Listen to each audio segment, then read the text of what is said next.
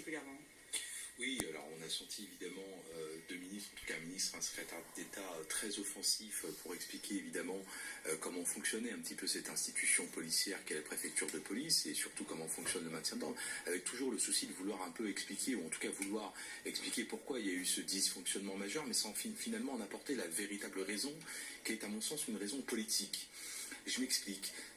C'est-à-dire sur le fait qu'il y ait eu une utilisation moindre des lanceurs de balles de défense, le ministre a expliqué 240. que les ordres étaient pas remontés jusqu'au préfet, c'est ça? Oui, mais c'est ce que j'appelle le renoncement politique. C'est-à-dire que depuis maintenant quelques mois, on a une polémique utile, nécessaire sur le lanceur de balles de défense, de telle sorte à ce qu'à un moment donné, vous avez la préfecture de police qui a complètement été bridée, jusqu'à aller cacher d'une certaine manière à l'autorité de tutelle, finalement, le retrait du lanceur de balles de défense, et ensuite avec des cartouches qui avaient eu une moindre intensité, en tout cas une moindre portée. Tout ça est finalement assez politique. Le préfet, le secrétaire d'État ainsi que le ministre de l'Intérieur auraient dû faire preuve de pédagogie à l'égard des Français, ceux qui se mêlent à des manifestations. Il y a la jurisprudence administrative qui l'explique parfaitement bien. Nous avons des décisions d'ailleurs du Sénat qui expliquent que les forces de police ne peuvent pas se passer de cet outil de défense. Et donc je considère que, à mon sens, c'est une défaite politique. Et ça n'a pas suffisamment été expliqué.